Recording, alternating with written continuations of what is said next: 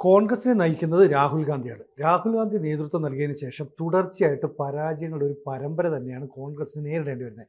ഹരിയാനയെ തുടങ്ങുന്നു, മഹാരാഷ്ട്രയിലേക്ക് വരുന്നു, ഇപ്പോൾ ബീഹാറിലേക്ക് വരുന്നു.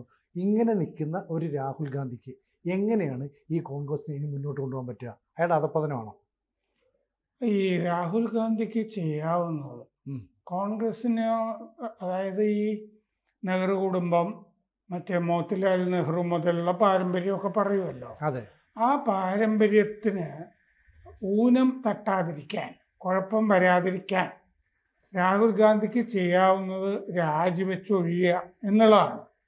ഇപ്പോൾ അദ്ദേഹം ബീഹാർ തെരഞ്ഞെടുപ്പ് കഴിഞ്ഞ് ഉടനെ ചെയ്തത് എന്താണ്? വിദേശത്തേക്ക് പോവുകയല്ലേ. അതെ, അതുപോലെ അവിടെ എവിടെയെങ്കിലും ഭാര്യയോ മക്കളോ ഒക്കെ ഉണ്ടെങ്കിൽ അവരുമൊക്കെ ആയിട്ട് പൈസയൊക്കെ ഇവിടുന്ന് KC വേണുഗോപാലൊക്കെ അയച്ചു കൊടുത്തോളുമല്ലോ. അപ്പം അങ്ങനെ ജീവിച്ച് കോൺഗ്രസിനെ രക്ഷിക്കുക എന്നുള്ളതാണ്. വേണമെങ്കിൽ അദ്ദേഹത്തിന് ശശി തരൂരിന് കുറേ ചരിത്രമൊക്കെ അറിയാം. ശശി തരൂര് നെഹ്റു കുടുംബത്തിനെ പറ്റി തന്നെ പറയുന്നുണ്ടല്ലോ, ജനാധിപത്യ വിരുദ്ധമായ ഒരു കുടുംബമാണ് എന്നുള്ള കാര്യങ്ങളൊക്കെ അദ്ദേഹം എഴുതിയിട്ടുള്ളതാണ്. അപ്പോൾ ശശി തരൂർ പറഞ്ഞ ചരിത്രവും ഒക്കെ കേട്ട് അദ്ദേഹത്തിൽ നിന്ന് വിദഗ്ധോപദേശം ഒക്കെ തേടി ഇനിയുള്ള ഭാവി ഇന്ത്യയുടെ നന്മയ്ക്ക് വേണ്ടി ജീവിക്കുക, അതിനുവേണ്ടി ഉപയോഗിക്കുക എന്നുള്ളതാണ് രാഹുൽ ഗാന്ധിക്ക് ചെയ്യാവുന്നതാണ് ഉള്ളത്. കാരണം ഡീപ് സ്റ്റേറ്റിൻ്റെ ഒരു പാവയായിട്ട് കളിച്ചുകൊണ്ടിരിക്കുകയാണ് രാഹുൽ ഗാന്ധി. ഈ രാഹുൽ ഗാന്ധിയുടെ സഹോദരി പ്രിയങ്ക, നമ്മുടെ വയനാട്ടിലെ മുസ്ലിം ലീഗ് സ്ഥാനാർത്ഥി, അവര് ഈ ബീഹാറിൽ തെരഞ്ഞെടുപ്പ് കാലത്ത് ഇയാൾ ഈ വോട്ട് ചോരി പത്രസമ്മേളനം നടത്തിയല്ലോ. ഒരു വീട്ടിൽ 61 പേര്, ഒരു വീട്ടിൽ 501 പേര് വോട്ടർമാര് എന്നൊക്കെ പറഞ്ഞിട്ട് രാഖി രാമായണം പൊളിഞ്ഞു പോയല്ലോ വോട്ട് ചോരി പത്രസമ്മേളനം. ആ പത്രസമ്മേളനം നടത്തിയ ദിവസം ബീഹാറിൽ നടത്തിയ പ്രസംഗത്തിൽ പ്രിയങ്ക പറഞ്ഞു, എൻ്റെ സഹോദരൻ ഇന്ന് പത്രസമ്മേളനം നടത്തി ഇവിടെ വോട്ട് കൊള്ള നടക്കുന്നു എന്ന് തെളിയിച്ചിട്ടുണ്ട്. നിങ്ങൾ എന്ത് നോക്കി നിൽക്കുകയാണ്? യുവാക്കൾ എന്തിനാണ് വെറുതെ നിൽക്കുന്നത്? നിങ്ങൾ മുഴുവൻ തെരുവിൽ ഇറങ്ങണം, നേപ്പാളിലെയൊക്കെ പോലെ ജൻസി പ്രക്ഷോഭം ഇവിടെ നടത്തണം എന്നാവശ്യപ്പെട്ടിരുന്നു. ഇയാൾ പത്രസമ്മേളനത്തിന്റെ അവസാനം രാഹുൽ ഗാന്ധി പറഞ്ഞിരുന്നതും ജൻസി പ്രക്ഷോഭം നേപ്പാളിലെയും ബംഗ്ലാദേശിലെയും പോലെ ഇവിടെ നടക്കണം എന്ന് പറഞ്ഞാണ് അവസാനിപ്പിച്ചത്. എന്ന് പറഞ്ഞാൽ വേറെ അയാളുടെ മുതലാളി വേറെ, അതനുസരിച്ചിട്ടുള്ള അജണ്ടയാണ് അയാൾ പറഞ്ഞത്. പിന്നെ അയാൾക്കറിയാം ബീഹാറിൽ പച്ച തൊടില്ല എന്നുള്ളത് അറിയാം. അതുകൊണ്ട് മുൻകൂർ ജാമ്യം എടുത്തിട്ടാണ് ഈ വോട്ട് ചോരി എന്ന് പറഞ്ഞ അടിസ്ഥാനരഹിതമായ ആരോപണം ഉന്നയിച്ചത്. ആ 501 പേര് എന്ന് പറഞ്ഞ സ്ഥലത്ത് പല വീടുകളുണ്ട് എന്ന് ഈ കോൺഗ്രസിനെ അനുകൂലിക്കുന്ന പത്രങ്ങൾ തന്നെ, ഡൽഹിയിലെ ഇന്ത്യൻ എക്സ്പ്രസ്, ഇന്ത്യ ടുഡേ ഒക്കെ കണ്ടെത്തി ഇല്ലേ, ലേഖക സംഘത്തിനെ അയച്ചിട്ട് കണ്ടെത്തി. 61 പേരുണ്ട് എന്ന് പറഞ്ഞ സ്ഥലത്ത് അതും കണ്ടെത്തി. പിന്നെ ഒരു ബ്രസീലിയൻ മോഡലിൻ്റെ കഥയില്ലേ,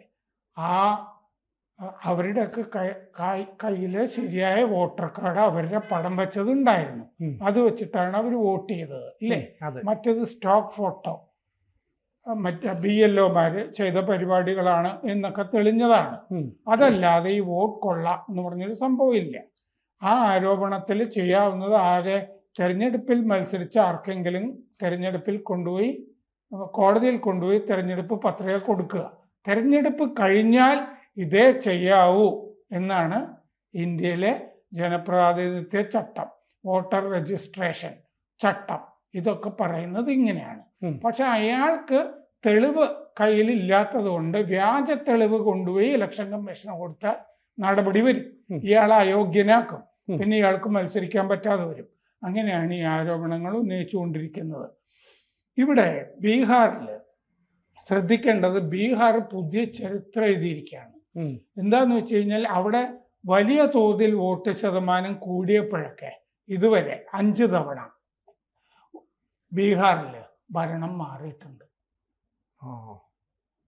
അപ്പൊ ആ കണക്ക് വെച്ചിട്ട് വേണമെങ്കിൽ നിതീഷ് കുമാർ തോൽക്കും, ഇത്രയും വോട്ട് കൂടിയത് കൊണ്ട് എന്ന് പറഞ്ഞൊരു തിയറി അവതരിപ്പിച്ചവരൊക്കെ ഉണ്ട്. ഞാൻ അപ്പോഴും പറഞ്ഞത്, പിന്നെ 65 ലക്ഷം പേരെ നീക്കിയ മര്യാദക്കുള്ള വോട്ടർ പട്ടികയില്ലേ, അതുകൊണ്ട് വോട്ട് ശതമാനം കറക്റ്റായിട്ട് വന്നാണ് 66.9%.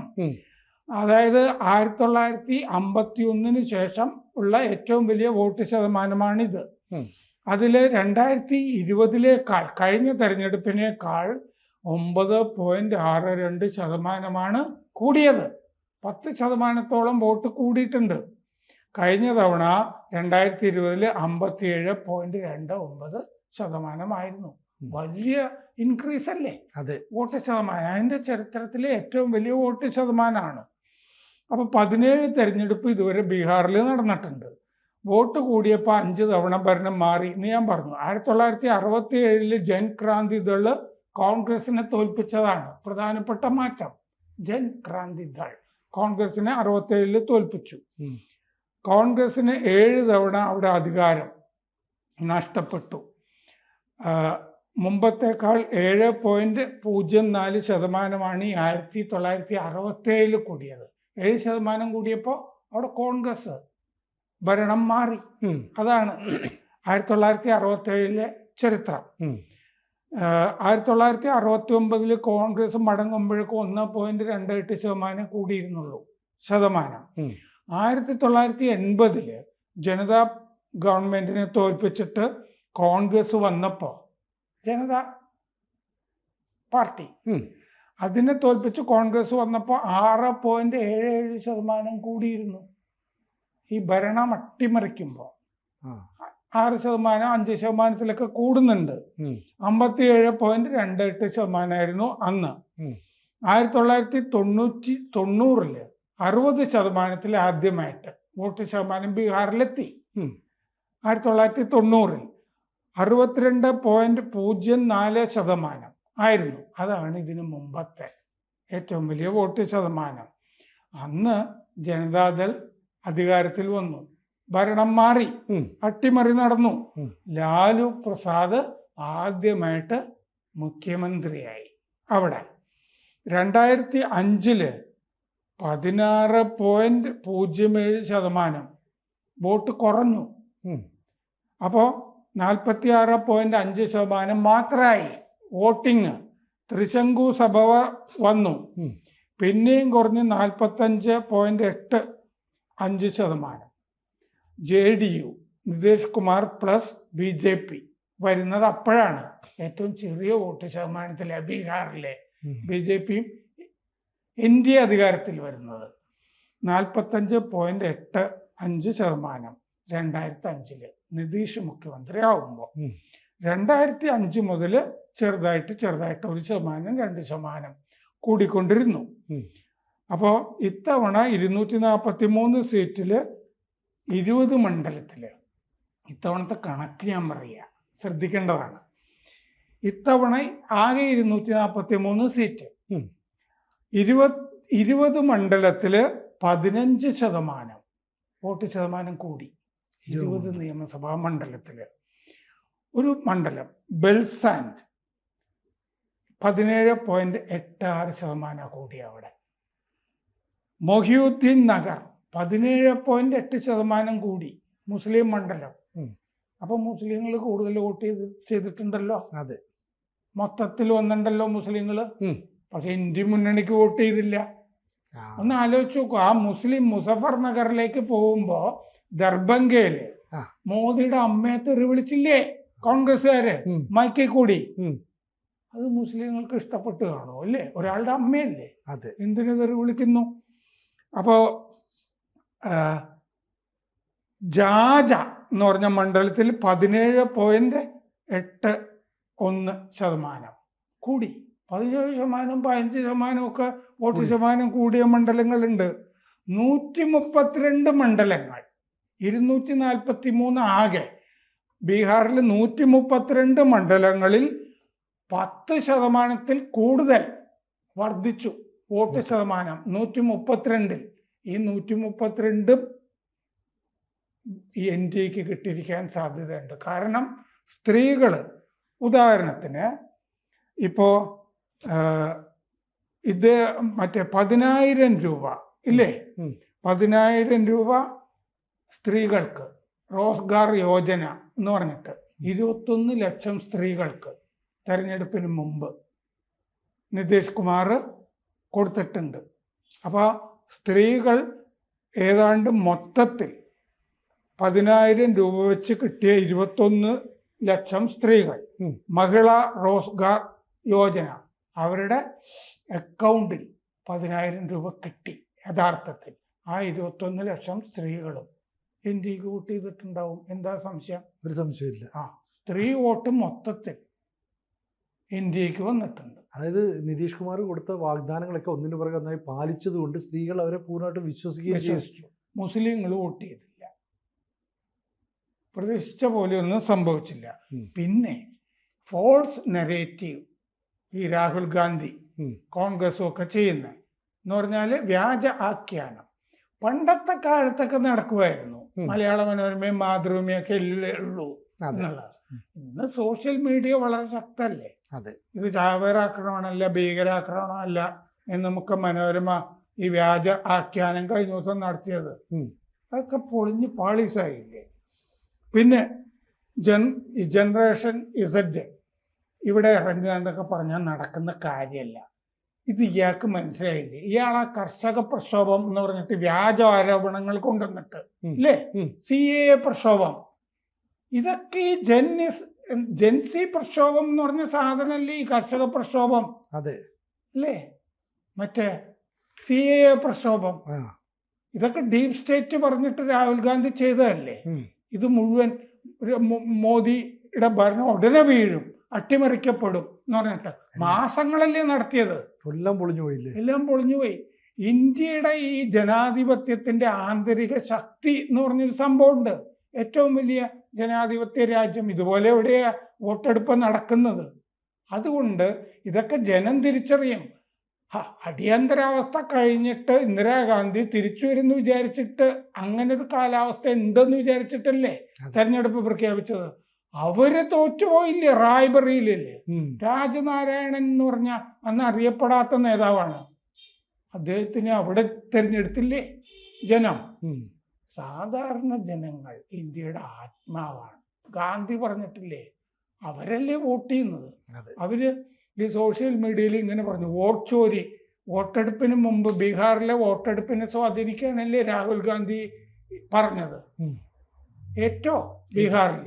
ഇല്ല, ഏറ്റില്ല. 223 വോട്ട് ഒറ്റ ബൂത്തിൽ. ഇത് മുഴുവൻ കള്ളമാണ്. ഇയാൾ കള്ളത്തരമേ പറയുന്നുള്ളൂ. ഇയാൾക്ക് ക്രെഡിബിലിറ്റി ഇല്ല, വിശ്വാസ്യതയില്ല. ഇയാൾ ഇന്ത്യ ഭരിക്കാൻ അയാൾക്ക് ആഗ്രഹം ഉണ്ടെങ്കിലും യോഗ്യനല്ല. ഇവൻ പൊട്ടനാണ് എന്നാണ് ആളുകൾ വിചാരിക്കുന്നത്. അവൻ അങ്ങനെ സമ്പൂർണ്ണ പൊട്ടനല്ല. അവൻ ഡീപ് സ്റ്റേറ്റിന് വേണ്ടി ആഖ്യാനങ്ങൾ ചമയ്ക്കുന്നു. അപ്പൊ വിദേശ മാധ്യമങ്ങളിൽ മോദി തട്ടിപ്പുകാരനാണ്. ഞാനൊരിക്കൽ പറഞ്ഞില്ലേ, അങ്ങനത്തെ ഒരാൾ പ്രധാനമന്ത്രിയായിരിക്കുന്നു എന്നാണ് CNN റിപ്പോർട്ട് ചെയ്തതെന്ന് ഞാൻ നേരത്തെ പറഞ്ഞിട്ടില്ലേ. Divisive Modi has again become the prime minister എന്ന് CNN എഴുതി. വിഘടനവാദിയായ പ്രധാനമന്ത്രി എന്ന് പറഞ്ഞാൽ ഇന്ത്യയിൽ വീണ്ടും മോദി പ്രധാനമന്ത്രി എന്നല്ല, വിഘടനവാദിയായ മോദി പ്രധാനമന്ത്രി ആയി. പിന്നെ ഈ സമയത്തായിരുന്നു, ഈ തെരഞ്ഞെടുപ്പിന്റെ സമയത്തായിരുന്നു ചാട്ട് പൂജയും ഉത്സവമൊക്കെ നടക്കുന്നത്. ഈ ചാട്ട് പൂജ ഇവര് വ്യാജമായിട്ട് നടത്തുന്നതാണെന്ന് രാഹുൽ ഗാന്ധി പറഞ്ഞില്ലേ. അത് സ്ത്രീകളല്ലേ ഈ ചാട്ട് പൂജ നടത്തുന്നത്. സീതയ്ക്ക് വേണ്ടിയിട്ട് അല്ലേ. അതും പുഴയിലും ഒക്കെ, പുഴയിലിറങ്ങി പൂജ ചെയ്യുന്നു. ചാട്ട് പൂജ എന്ന് പറഞ്ഞാല് സൂര്യദേവന്റെ സഹോദരി ആണ് ചാട്ട് മാത, സൂര്യന്റെ സഹോദരി. 6ാമത്തെ പ്രകൃതി രൂപം ഈ ചാട്ട് മാത ചാട്ട്. അവർക്ക് വേണ്ടി പുഴയിലിറങ്ങി സ്ത്രീകൾ പൂജ ചെയ്യുന്നു.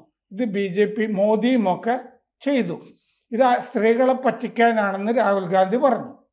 എന്നിട്ട് അയാള് പുഴയിലിറങ്ങി മീൻ പിടിക്കാൻ പോയി ഇല്ലേ, മോദിയെ കളിയാക്കാനും ഇന്ത്യയെ കളിയാക്കാനും ഒക്കെ. അപ്പോഴേ പറഞ്ഞാണ് പിടിച്ച മീനിന്റെ അത്ര പോലും ബോട്ട് അവിടെ കിട്ടില്ല എന്നുള്ളത്. ഇത് ശരിയായി. പെണ്ണുങ്ങൾ പണി കൊടുത്തു. മോദിയുടെ അമ്മയെ തെറി വിളിച്ചപ്പോഴും നമ്മളന്ന് ചർച്ച ചെയ്തപ്പോൾ ഞാൻ പറഞ്ഞു, സ്ത്രീകൾ ഇതിന് മറുപടി കൊടുക്കുന്നു. മോദിയുടെ അമ്മ, അവര് രാഷ്ട്രീയത്തിലില്ല, അവരെ ചീത്ത വിളിച്ചു ഇല്ലേ. ഇത് മുഴുവൻ എല്ലാവരും കണ്ടതാണ്. ഇത്രയും ലക്ഷം സ്ത്രീകൾക്ക് 23 ലക്ഷം അല്ലേ? അതെ. സ്ത്രീകൾക്ക് 10,000 രൂപ കൊടുത്തു. ഇവരും മൊത്തത്തിൽ വന്നിട്ട് ഇവർ ബൂത്ത് പിടിച്ചു എന്ന് കോൺഗ്രസ് പറയട്ടെ. അല്ലാതെ വോട്ട് ചോരി എന്നുള്ള ആരോപണം ഇനിയും കൊണ്ടുവരും, പത്രസമ്മേളനമൊക്കെ നടത്തും. അതാണ് ഡീപ് സ്റ്റേറ്റിന്റെ ഏക ആയുധം. ജോർജ് സോറോസ് ആണ്. ജോർജ് സോറോസ് എന്ന് പറഞ്ഞിട്ട് സോണിയാഗാന്ധിയുടെ ആഫീസിൽ പഴയ ഒരു IAS കാരൻ, അയാൾ IAS രാജിവെച്ചതാ, ഗുജറാത്ത് സംഭവം എന്നൊക്കെ പറഞ്ഞിട്ട്, പഞ്ചാബി. ഞാൻ ഏതെങ്കിലും ഘട്ടത്തിൽ മുസ്ലിം ആകുന്നൊക്കെ പ്രഖ്യാപിച്ചിട്ടുള്ള ഒരുത്തനാണ് ഹർഷ് മന്ദാൻ. അയാളാണ് ധ്രുവ് റാട്ടി എന്ന് പറഞ്ഞൊരുത്തിന് തിരക്കഥ എഴുതി കൊടുക്കുന്നത്. അയാൾ ആണ് ഇത് ഉണ്ടാക്കി കൊടുക്കുന്നത് രാഹുൽ ഗാന്ധിക്ക്, സോറോസ് പറഞ്ഞിട്ട്. സോറോസ് ഫണ്ട് ചെയ്യുന്ന ഒരു NGO ഈ ഹർഷ് മന്ദറിനുണ്ട്. അപ്പൊ അങ്ങനെ ഈ സോറോസിന് വേണ്ടി ഇങ്ങനെ പറഞ്ഞുകൊണ്ടിരിക്കുക, ഇത് തിരിച്ചറിയുന്നുണ്ട് എന്ന് ഈ പപ്പുമോൻ മനസ്സിലാക്കിയാൽ അയാൾക്ക് നന്ന്. അതുകൊണ്ട് ശശി തരൂരിൻ്റെ അടുത്ത് സ്റ്റഡി ക്ലാസ്സിന് പോവുകയാണ് വേണ്ടത്.